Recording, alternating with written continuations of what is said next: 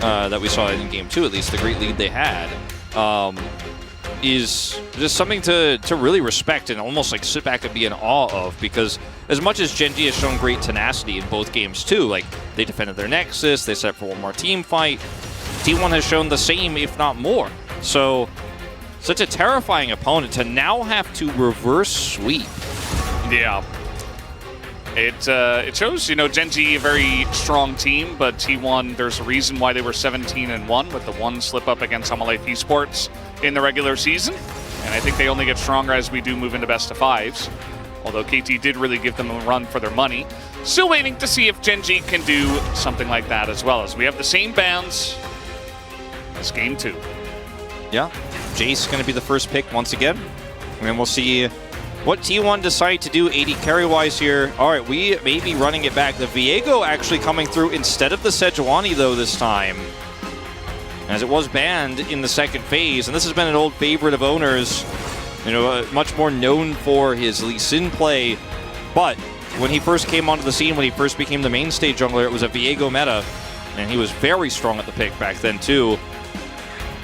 Be the Thresh to come through, as besides the Viego, we are completely running this back, as might see a Sejuani ban this time instead of the Viego we saw last time, if they're really afraid of that. Yeah, and maybe a Malphite ban instead of a Wukong ban here for T1. Yeah.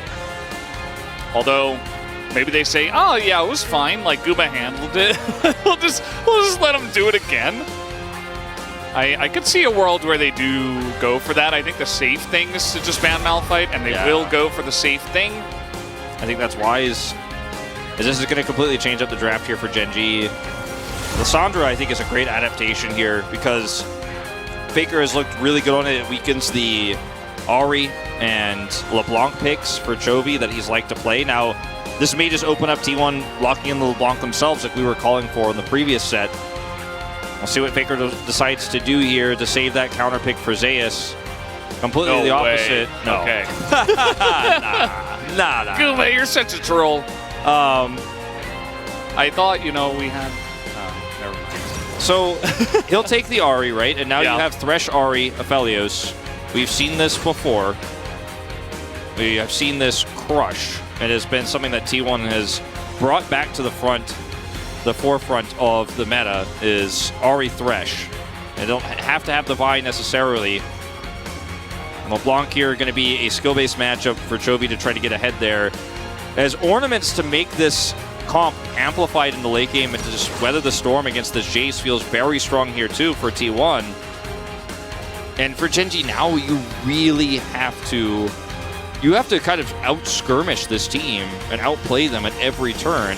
And it's, once again, giving, in my opinion, Chovy the keys to the Gen G van right now, you know, because we're either driving home, going to the loser's bracket, or we're reverse sweeping and it starts right here. And the LeBlanc is going to be such a critical part of this composition. He's going to have to threaten the Thresh, the Aphelios. We'll have to win out against Faker's Ahri in the skirmishes, right, across the map in lane. And yeah, you've got good engage, you've got good poke, and you have scaling. But I think Chovy is really going to be the X factor here in this draft, as T1 also scale incredibly well, have those ornaments, and have incredible pick.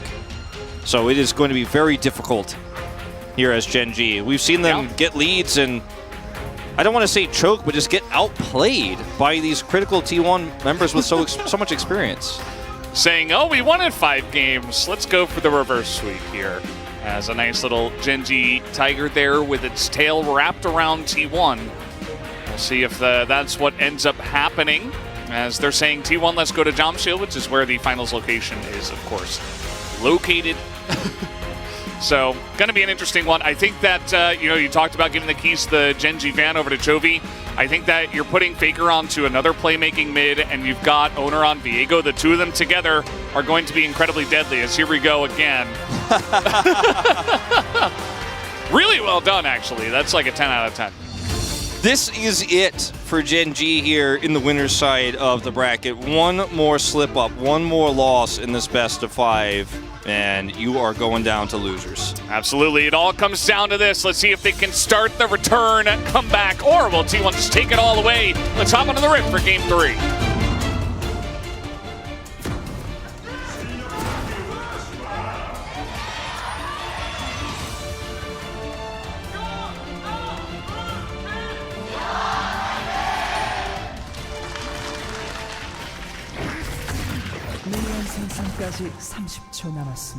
little bit of action here at level 1, but nothing too little zoom in home about. Maybe Doran got some first strike gold, but either way he's gonna back just to get some health back. Indeed, Comet here for Zeus. And Oner has, with this Ahri Vi, which is another, Ahri Viego, which is another common pairing for the Ahri, before Vi became meta. A lot of agency this game. You just need your jungler to start with VI, and you're going to have a good time. Yeah. What about VE? Not so good. Vagar jungle. Not going to happen. Not this time.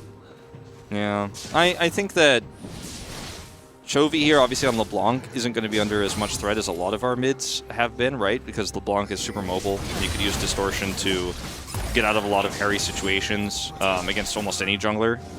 But, you know, picks like Talia, which we've seen in the past be super important, really struggle in these types of scenarios. So while it is a strong mid jungle here for T1, it is still versus a LeBlanc.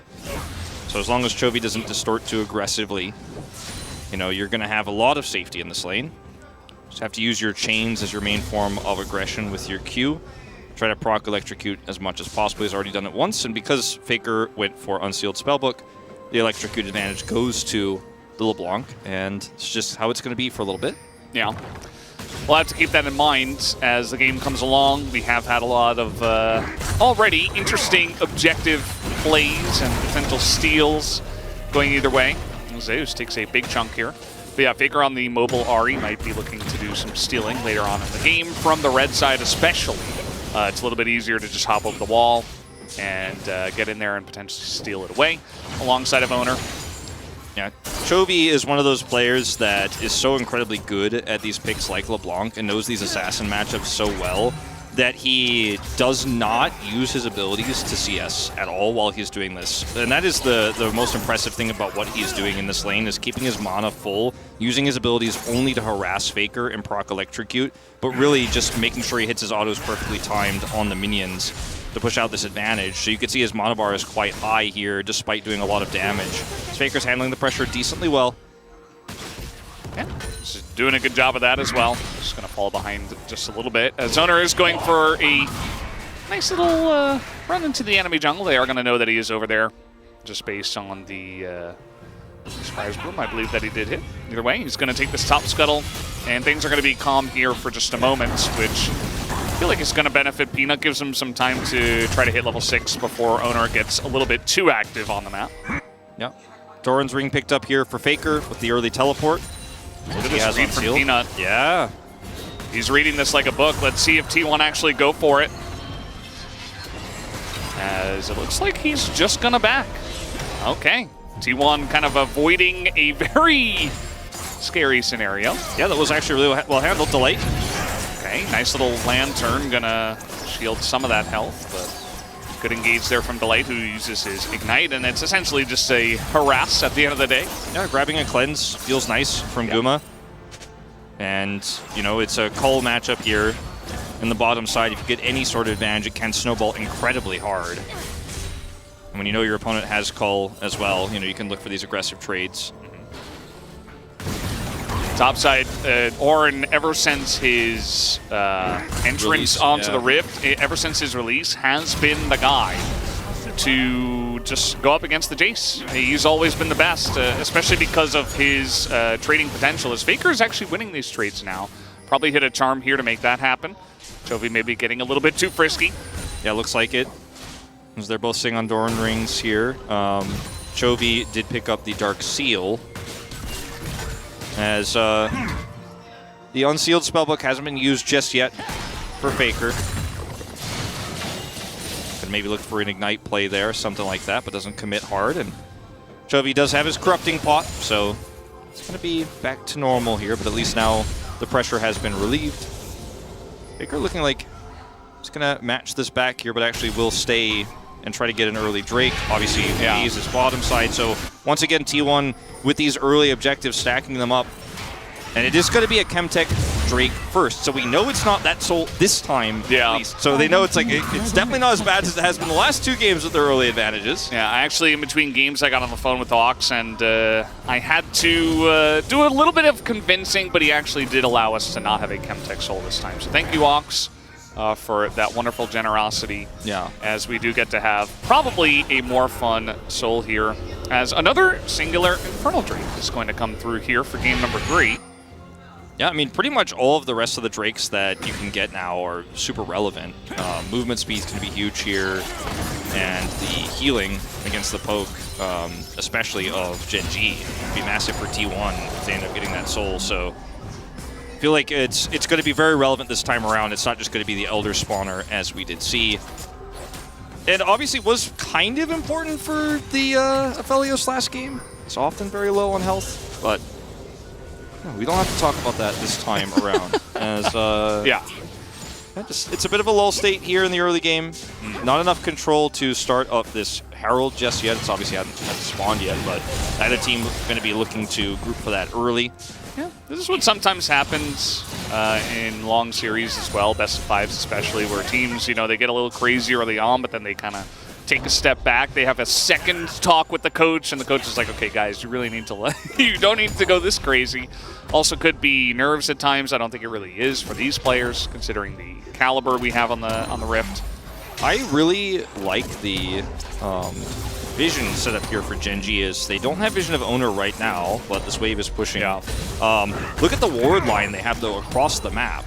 They can know where he is at any moment. Okay? There's the hook onto Delight as he does have flash, as he hops over to Pays, and he's ticking down. First blood. Keria picks it up in the bottom lane. The Ignite ticks through, and it's enough damage. So even though you had vision of everywhere Oner could have been, you didn't use it because the one place you didn't know where he was is on the bottom part of the map here. There's a control vision on the blue buff, and there's vision, of course, or there's a lack of vision in that brush, and they still end up getting hooked. Plate gold is insane here for Guma this early on in the game. It wasn't he who picked up the first blood, but still. Another one. Yeah, I think he's going to get it because it's a massive wave, and Pays is just trying to get in here and farm. It was 1 kill. Charm here onto Chovy. He's going to be okay, but now this lane isn't even... You know, he doesn't have any charges on his Corrupting Pot at the moment. Looks like they did not get the third turret plate, but still, to do that much damage here 8 minutes into the game is gigantic. I mean, they likely will get it because of the damage done, like you say. And they can just Thresh Lantern out of here. This is pretty huge. Now, they didn't know where Oner was, but by the process of elimination, they probably realized there was a good chance he was on the bottom side of the map doing the blue buff and or the Gromp because those were up. But they didn't expect him to be there. Look at this. The okay. They fake a back as Summoners are here for the side of them as they dodge the knockup once again, and they get on in there. Oner picks up the kill. T1. And a Lantern comes in again. This is pristine play on the bottom side of the map. This is the biggest lead they've had this series. It's just straight up the biggest lead they've had this early this series, and now you have a very huge gold gap here on the side of Gen G. And this next Drake is spawning in 90 seconds here. Both of these Drakes, you know, lead to a better soul, like we've talked about. Peanut's going to try to get something back. No flash on Oner. Okay, he's getting on in there. Oner, I think he's just dead. He's going to dash away, but Peanut, nice look to come on in and at least pull together some scraps. Can they bait Faker in here? Chovy's in the vicinity. This would be huge. It's a bit of damage on a Peanut. He's just going to smite and get out of there. Elects not to get too crazy with it. Keria has level 6, but this play, like if you look at the wards and the vision here, it's just not a lot of angles for him to be anywhere but the bottom side of the map, but it's the Thresh hook that makes it all happen. Like if that hook doesn't go off for Keria, whether he's there or not is insignificant. But Keria once again hits the hook, and then they bait him with the backs. They're just playing with their Rakan food, man. They know exactly when he's going to hop in with the Grand Entrance. We got a fight on live, though, as Zeus is going to be the first one to go down. And you see a Ornhorn just flies by. Yeah, I mean, it's a lot of details and pieces missing for this one, but Ornhorn missing, as you say, and now Gen G completely in control, and Guma, he has no ultimate here. Oner doesn't have Heartbreaker, so the steal angle's not there. This is very greedy from T1 to stick around regardless. Don't really have to fight this one, but they say they still have an angle. They have Zeus with TP coming on in.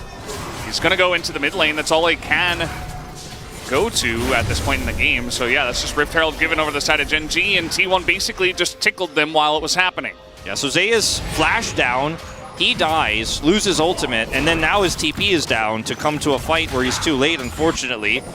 This doesn't take anything away from the advantages that T1 had moments before. Faker's also going to pick up a plate here. And, okay, Chovy, can he get the chains? No.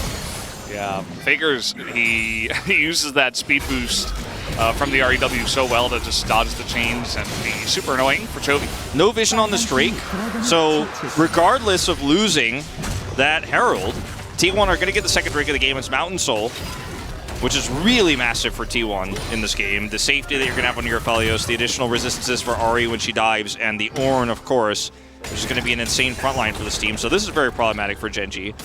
Let's see what happens here as T1 are a little bit late for the group up, and Zeus is just way out on his own.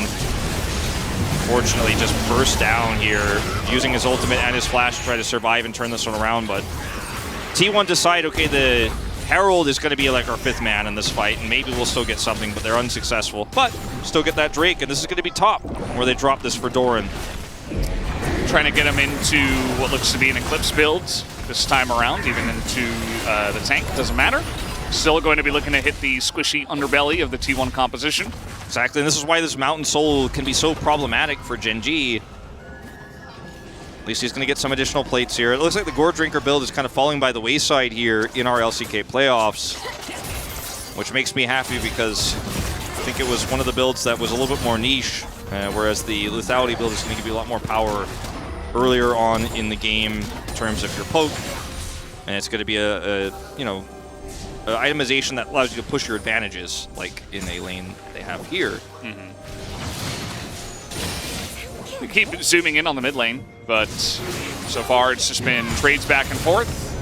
Very often this just happens. That's the unsealed spellbook Ignite, by the way. Chovy goes back in, misses chains. Faker is just dodging every single chain. Pretty much. Chovy in this lane. And Oner? Oh, he is in a rough spot here. He does not have flash. Going to Heartbreaker the wall and get on over as Charm misses Chovy. He's following up with some damage as Keria is also getting in there. I don't know if they know how many members of Gen G are right there. Well, there's no objective to fight over, so this is a lot of tools expended here on both sides, actually, through this choke point on the attempted lockdown, then of Keria, as Faker does get away, doesn't have to flash. Keria now flashless, but has Hex Flash, so not going to be too big of a deal. This would have been massive for Gen G if there was a Drake to take right afterwards, but unfortunately, that is not the case. And they're not even going to be able to turn this into plate gold here on the bottom side of the map either. So a close call for Oner, who loses only his ultimate, which is on a relatively low cooldown, doesn't have to flash because he didn't have it, and everything's calm on the Rift as Peanut wants to do something, but no ult. Charm the clone. As here comes Delight, he's got a nice little angle. Pretty sneaky, but they do spot him. Meanwhile, on the top side, this Rift Herald did do a massive chunk into these plates. Doran just looking to pick up a third one before it goes down, but he will be unsuccessful. Yeah, and the more you force these fights on the bottom side of the map, the more Doran is safe to continue to push these advantages here on the top side. So explains a lot of why they were trying to continue to chase and force there. They weren't going to get a bottom side plate. He's unsuccessful getting that plate there, and it's a high-action, low-kill game that we're looking at right now. And the next big fight is going to be for what could be T1's insanely fast soul point, because they got those first two Drakes so quickly. We're looking at a 16-minute third Drake of the game if they take it instantly here. So Gen G need to be ready and set up for this. Doran has teleport, needs to save it. Chovy looking for that Mythic before that fight happens. And, I mean, this is a tense game for Gen G. Remember, for those watching, it's a 0-2 so far for them in this series. One more loss, and they drop down. Yeah, it's not easy. It looks very different from what we saw in the finals last year. For Gen G, we're able to get the 3-0 in summer. As Faker's just throwing everything in every direction. As Zeus just going to face check, it looks like here. Maybe in a little bit of trouble. Has his flash, but he's just going to boost himself away. Doran very happy with this exchange here. Zeus has no teleport. Doran does, and can of course join this Drake fight too. So pushing Zeus out like this is massive for him. There you go. Zeus just stays under turret, decides, well, I'll just give my life. I mean, that seemed pretty straightforward. He had flash, maybe thought he could avoid some damage, but did not execute it correctly. And Peanut was there, too. Like, they could have actually really forced this even if he decides to back away. Doran now should be able to get the teleport back and then turret back and then teleport to the Drake fight. So this is really huge. And Zeus, you know, he's respawning here in 10, does have his ult and flash. But T1 need to be better grouped for this Drake. They have Cryo right now. See if they can hold on to it. So Hook going through. They're trying to get whatever pick that they can before this starts, but I don't think it's really going to happen. And now they're 4v5. Zeus is running over as fast as he possibly can. T1 will try to delay the time here and give themselves a chance at this Drake. So that was very close. Faker nearly gets Warrior stirred on. I mean, Faker just seems like he is so incredibly gifted at dodging things in this third game here. He's clearly very in the zone right now. Yeah, he absolutely is. As Hook is in, they get the knock up here. Chovy's taking some unnecessary damage on the bottom side. T1, Keria, and Zeus able to set that one up. I mean, now Zeus is here with ult. I mean, this is a tough fight for Gen G with LeBlanc being half health. Faker a little bit zoned away from this one at the moment. He's in mid. Spino is able to zone him. They don't have full vision there. It's actually very nice vision control for Gen G on the left side, so Faker's got to choose his angles wisely. Is trying to get in there as he does an insane amount of damage to Guma, and T1 say, well, we can't fight that now. Gen G gonna pick up the first Mountain Drake. And it's the rare Everfrost LeBlanc, but it's some additional damage here. And that's gonna be the first Drake of the game here for Gen G, a very valuable one. You start stacking up these mountains against T1's composition, and it's gonna be very problematic, especially considering the build here from Faker, which is the more standard one here with the Everfrost. But it's gonna be a lack of damage on their team composition until Guma hits his third item, LDR, so we're very far away from that. But Gen G make his life a lot harder here each step of the way, and every Mountain Drake they deny makes this Jace pick stronger. So they're going to be able to turn this into also a win here where they grab the second Herald of the game on the top side of the map. So massive turnaround here in this game, and Gen G really coming back in a big way as Chovy is the one who sets all of that up, as we're going to go back to this, where this is a huge advantage, the initial part of the Drake, where Doran all in. Zeus here gets the turret and then teleports over to the objective. This hardly even needed to be shown, but Chovy's play in the fight, which I hope we don't miss the replay of, is massive because he's able to threaten Guma. He was just chugging his refillables as well after he went down to half health, so he could actually go in there and make that threat happen. Well, we might not get another look at it because there was no blood on the rift, True. I suppose. So, yeah, just know that Chovy was able to unlock that angle on the bottom side even after getting chunked out. So we kind of resume our bit of a lull state here. Both of the teams just waiting by. And Gen G with a little bit less hard engage. I mean, they still have Wukong and Rakan, of course. It's no Malphite, though. And I feel like that's going to just be even better for the Aphelios because he loves when people are in melee range, such as, you know, the Rakan and the Wukong, but just needs to survive the engage in the first place. Yep. And this is going to be the Herald taking out this turret. Now, this is what they were not able to accomplish with the LeBlanc pick in Game 1, is get rid of this turret so that LeBlanc has a lot more freedom to come over and punish anyone who's trying to farm in mid. So the farming becomes more difficult for Guma now. Speaking of... okay. That's a Cyclone. He gets away. Excellently baited. No, I'm just kidding. I think that was probably Keria having a panic attack and being like, get over here on my lantern. Why are you pathing that way? Don't walk that way. And then Guma's like, no, dude, it's chill. I got his Cyclone. Yeah. Cyclone for lantern trade. I always trusted you, Keria. It's okay. Yeah. All calculated. Here's Peanut on the bottom side of the map. As it seems pretty obvious that eventually T1 will try to push in here and take down this turret. And that they do. Big rotation over from a lot of the guys on the side of Gen G as there's the Shock Blast, but this is an Ahri with Flash we're talking about, so it's not like Faker's in any trouble. Nope. We'll have his teleport back now. And it wasn't like a teleport commitment or anything like that, just a trap set. They saved the turret, so denying some gold is pretty massive. And look at this, the Jace, once again. 2,300 gold at the time we take a look at this. I feel like all three games we've seen this. Let's see what Doran could do with it this time, because he's gotten such a massive lead, like Keen did. Similarly, remember, not quite as big, but a massive lead that Keen had in the KT Rollster series for T1 earlier on in our playoffs. And then T1 was able to survive through and win it out in the end. So yeah, Gen.G did to make sure they just don't drop the ball here and continue to win these objectives, because I think they absolutely can win this game, and they're on the right track too, because Chovy is also in a good spot this game. They don't have that turret up in mid. Yeah, certainly feels like one of the best chances they'll have in this series so far. As let's see, though, how the fights go out. You see that already the teams are K-ramming just a bit to try to get Bryo in mid lane for the Mountain Drake that's eventually spawning here. Yeah, it looks like Gen.G going to clear some of this Baron vision, and then they can start setting traps with this LeBlanc like I was talking about. And yeah, the LeBlanc, and oh boy, Keria's going to have to go back real quick. He's backing on a ward. That is such a sick setup, though. You could see where the Everfrost leads to an empowered Shock Blast. Delay oh, you're there.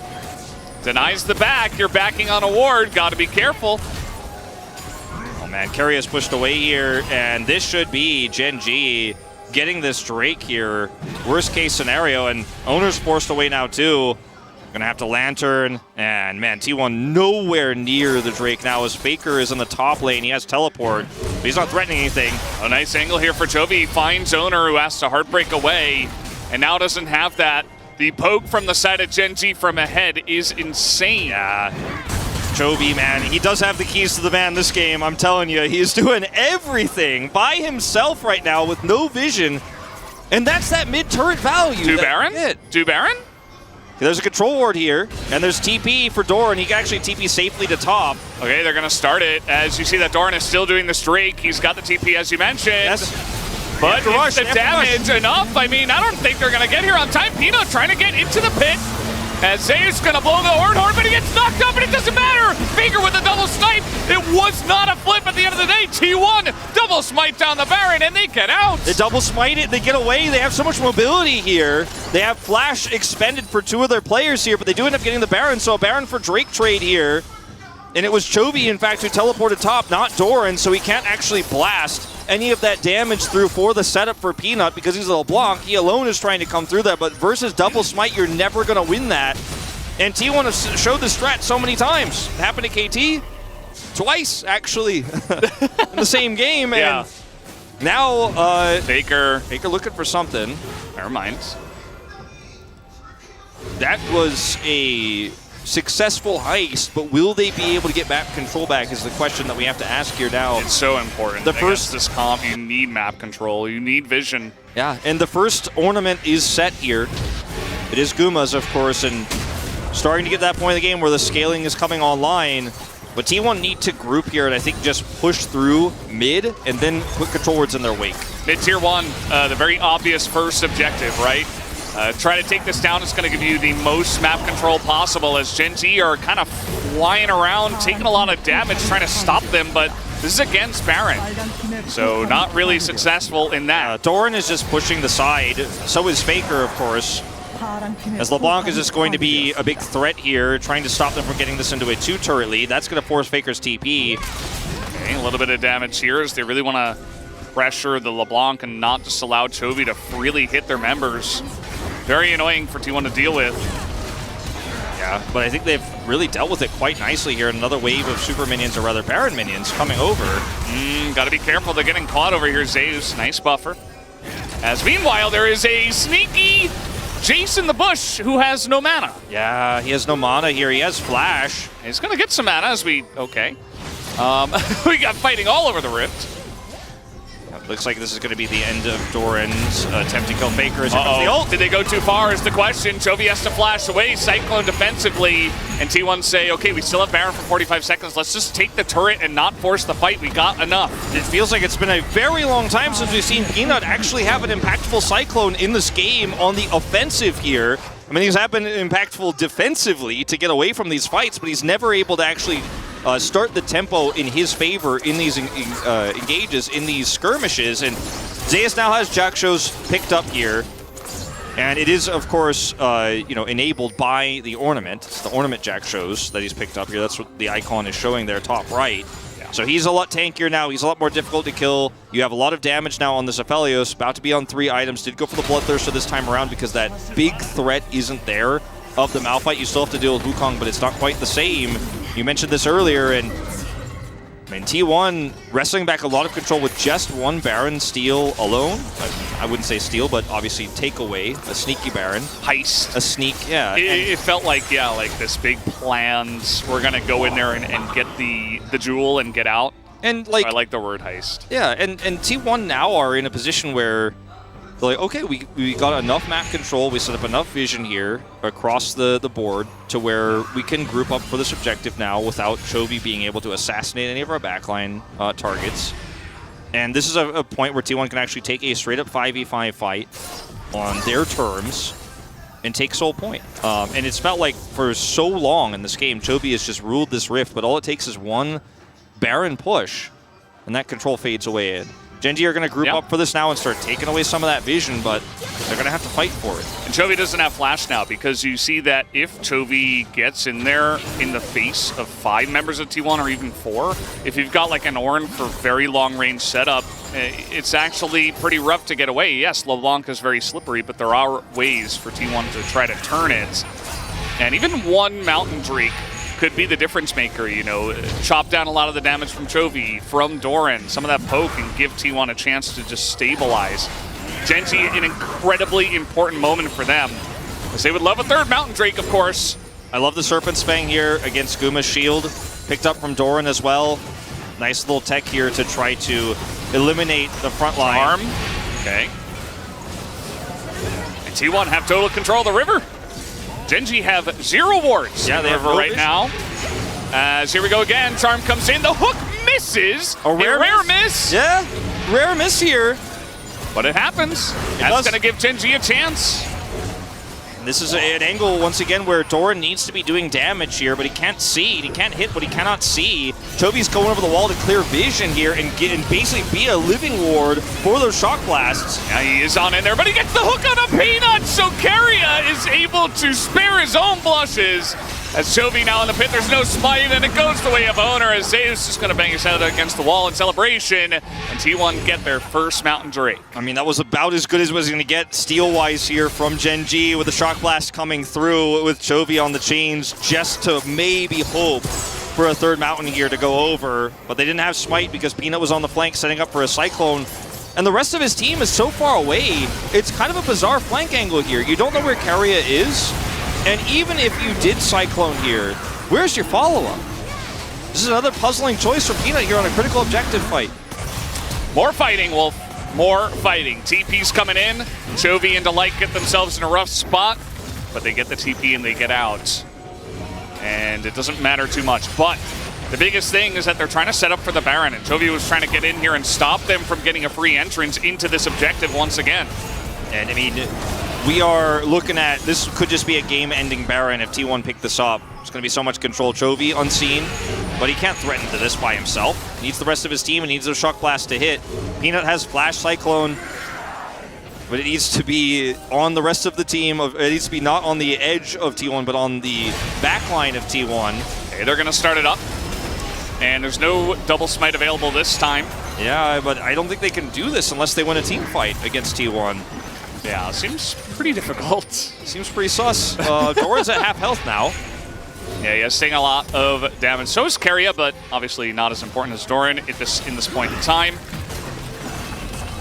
And the Shock Blast value just isn't really there. Doran's actually going to use one acceleration gate and then back here during the cooldown of that, and we'll return to this fight. Yeah, Guma holding Calibrum, so he's actually doing a decent amount of poke damage in this fight before it even begins. Yeah, now he's got the Infernum set for a big ultimate too in these choke points.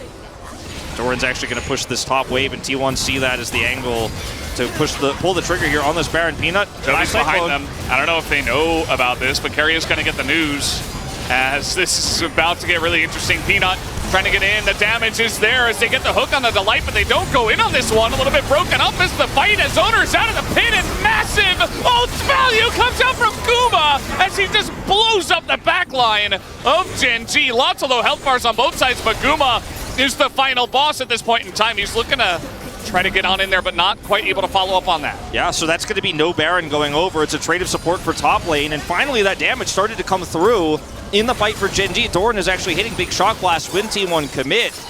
And that's all it took, is both of these teams will struggle to actually start Baron off, especially Gen G's comp. They have very little turn. They're playing a Jace LeBlanc comp, so they can't really start it, but as soon as T1 does, they turn it into a shooting gallery. Fortunately, it's just a trade of 1-for-1. Now they're going to start this up, though, with Chovy having all of this vision removed. He's on the other side of the pit. Well, Oner might get there on time. He's got a lantern, too. Doesn't, I guess, okay, trying to get in there, and no, it's going to be Xayah who picks it up, and 2 kills! Immediately going to the pockets of Gen G. And this is a huge Baron here because of the delay, but at the same time, I just really don't think you need to be committing like that. Try to go for a steal, the risk is so high. And let's look at this fight here. I mean, Keria's on the back, he gets a hook here onto the Recon, but Faker's pushed out of the pit. Oner has to flash over, Heartbreaker over, rather. And the ult value is massive here for Guma. Well, the follow-up isn't there. They're pushed off the Baron. And on the return here to Baron, they have enough damage. And then this steal attempt here, obviously, with the Lantern is cool, and it is very close, but they have the feathers set. And Pays denies, and that's 2 kills that go over with it. It's definitely not worth. I mean, yeah, fairly risky for Gen G at the end of the day, but you're going to take those kills whether the steal goes off or not. And so we reset once again. Let's see what Gen G can get done with this Baron power play. They have about 3,000 gold to lead, but it's 32 minutes in. You see what kind of damage Guma can do if he hits a big ultimate. The Xayah, of course, also pretty gigantic in this game. Both are 80 carries, very fed in this one. Gen G, if they push straight into Aphelios, not going to find much value. The biggest win for them is that they're going to get this third Mountain Drake, you know? And yeah, a lot of map control is coming with this too. So the long gets stronger. T1 trying to go for the engage here. Pays has Featherstorm, just going to dodge it. It doesn't even have to use it. T1 pretty desperate, looking for an engage in mid lane. Well, now you're definitely not going to be able to fight for this Drake as T1 anymore. And Chovy going to take this turret out, so they're getting so much deep vision removed, so much map control into these turrets. Okay, over the wall goes Faker. He's trying to set up the play, and they burst out Doran! As Faker now, can he get out is the question. He goes into a stopwatch as he is not in a great spot, and the damage comes in. Paces over the wall, immediately goes into the Featherstorm, and will survive as Delight is there for the follow-up. That follow-up is so tanky as Guma now, trying to go 1v5, flashes in, and nearly takes Delight down, but almost dies himself. Chovy was ready to get in there, man. He's like, I got the stopwatch, I'm going in, and Pays flashes in with ult, and he cleanses as well, and is able to help secure that kill. An insanely brave play from a player who's been so clutch in his rookie season alone. These are the types of fights where Pays will not be afraid. Talked about some of the confidence issues for Gen G across the years, across the careers of players like Peanut, Chovy, Doran, who've struggled to get an LCK title until just last year. But you look at the turn here, and look at how far away Pays is, and he's just going to follow through. And when Chovy goes over the wall, he's like, I'm going with them. This is actually insane. Flashes in, instantly cleanses, and then Featherstorms his way out, so avoids the hook here from Keria and gets out to secure the kill. And then Guma did not want to be outdone. As we got another fight, we just keep doing this as they're looking for Delight mid lane. Hornhorn comes in, catches Doran, as they did not expect that, and down goes the Jace. As the follow-up in here, the Sparrow rushes onto Pays. He doesn't have Featherstorm, it's 1 second away! He's not able to use it here in this fight as Oner is going to die as Xayah, funnily enough. As okay, that is a trade up here for T1 as they will look to push. And they're going to try to get an inhibitor out of this, and I think they should be able to. Or how about this? Over the wall, there you go. This guy is just no chill. Ahri Thresh, man, it's a force of nature. It's a threat you have to respect. Yeah, don't know where it's coming from. Look at Faker's items now. He's got upgraded Everfrost and Death Cap, like he is bursting people down. They want to try to end here. I think this might be a bridge too far. Doran's up in 15. Okay, this is kind of insane. They're looking for Guma. The Lantern take is perfectly timed as they take down one Nexus turret. Lots of damage on the Chovy. Okay, they're going to back off after this, but man, they are playing with fire. But they have been doing that all series long. Teleport from Doran. Yeah, he's looking to come in. As they do ping this, they do know this is coming in. Faker looking to maybe just zone him away. Takes the Lantern. And we will get a big shock blast here, as it will hit Faker. But Is there any follow-up after that is the real question. I don't think so. I think they're going to get out of here just fine. Peanut doesn't have Cyclone for a few more seconds, and they actually will escape. Yeah. And there's no objective, like you say, for 90 seconds here. So that's just a teleport down here for Doran. And there's a backdoor win condition for T1 once again. This time not as clean as the previous game because there is a Nexus turret up. And once again, there's no control ward, or just ward in general, rather. Control ward was in the base, but it was cleared, of course. As this all starts off with a really aggressive teleport here from Faker, and Zeus turns the angle of his ultimate at the last possible second, gets Doran. And that's all you need to continue to push forward here. And Pace was like 1 second away. Yeah, his ult is so close. But he doesn't have it in time, so those 2 kills are all the damage removed.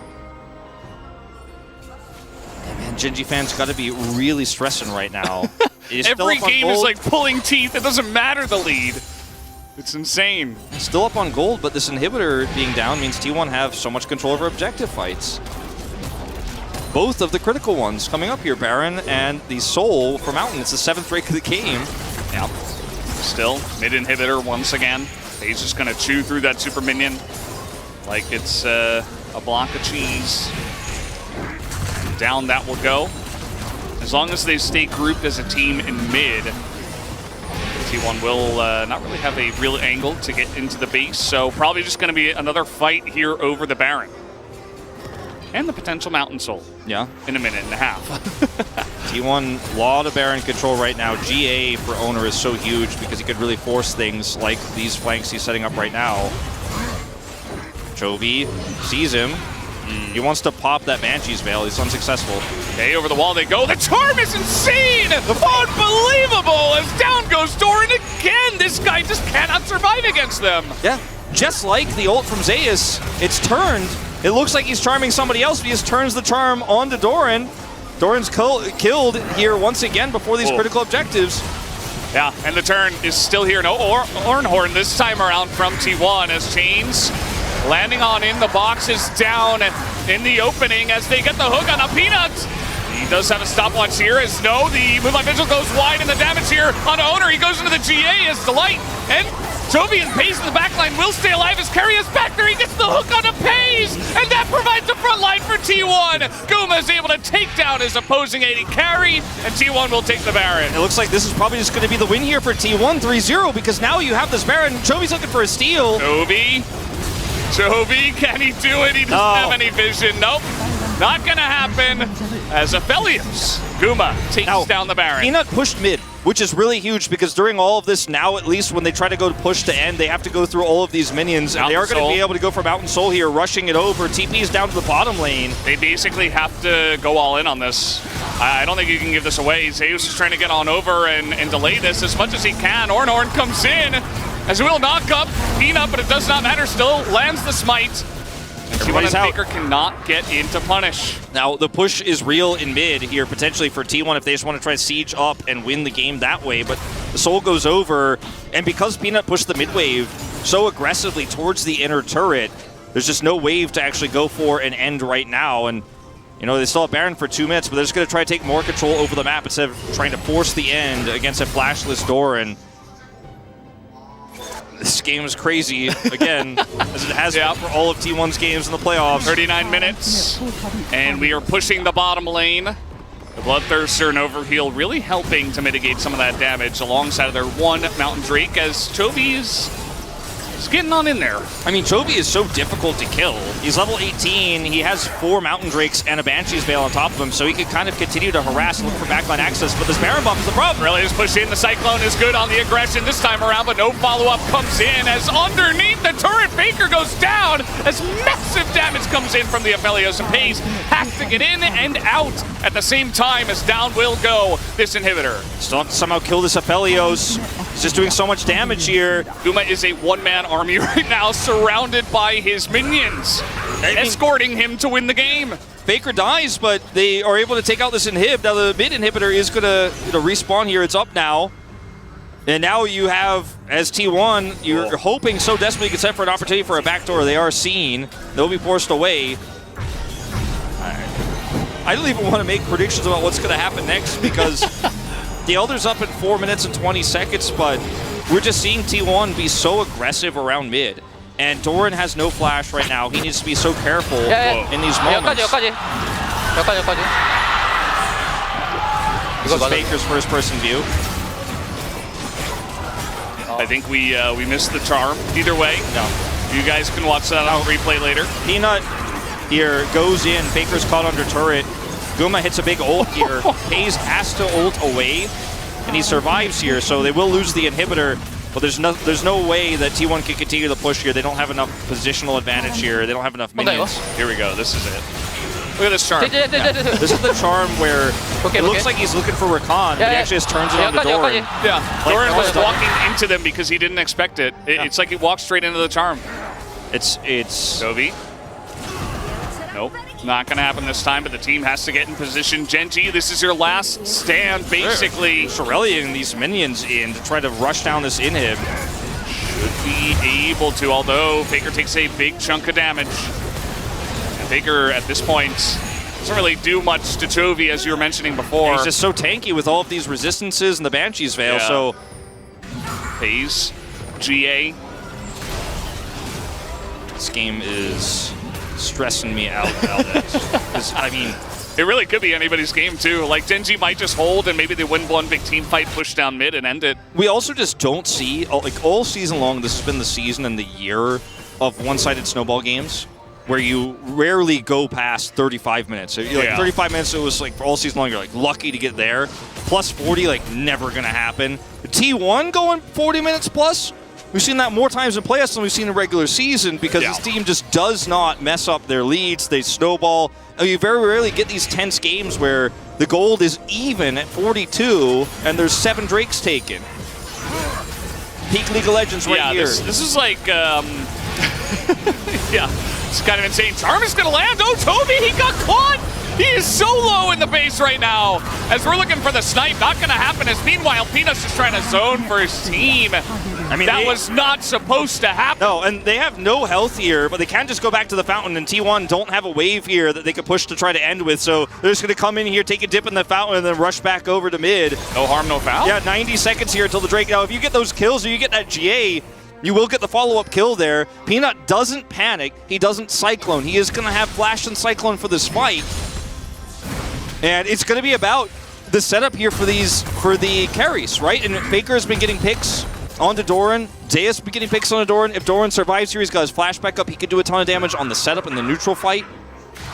But if you allow Guma to pop off, he is going to do very likely more than what FaZe is going to do in this fight here. He has that ornament, and he's full build. And yeah, so is the Xayah. But the Xayah is going to, I mean, there's just so many threats, right? You have to deal with here. And if Guma has that front line of this extremely large, tanky Ornn, it's just much safer for him to continue to do damage. The offers you have here are much lower on Genji's side in terms of front line. You got a LeBlanc and a Jace. You know, it's just not as safe. You're going to have to ult, and then once you ult, you can't fight anymore. So these shock blasts need to hit. The best defense for your AD carry on Genji is a good offense. Yeah. It's good poke. And it's these solo laners getting the damage done before FaZe goes into fight. Well, let's see it happen then. Let's see the execution happen this time around. We saw it happen when Doran hits an accelerated shock blast on Nagumi. He just immediately gets his shield back. It's like it's barely even happened. As meanwhile, here we go. Engage, they get Guma! They get him down! As he is into his GA in the follow-up here. He's going to have to try to get out, but no! He goes down! Peanut makes the pick happen! As Faker tries to get in and stop the push of the minions, but I don't think he was successful. They've got a cannon. Yeah, Keria is going to go down here, and they're going to try to push to end this one, and a clutch play from Peanut in an important series. A very incredible engage. We talked about his flash was coming up. He has Flash Cyclone, and that's what closes the gap on Guma. Finally, he's popped into his GA, and the follow-up is real, and Genji steal the win away. And we've got a series on our hands, Valdez. A little bit late, but we in fact do. It's 2-1.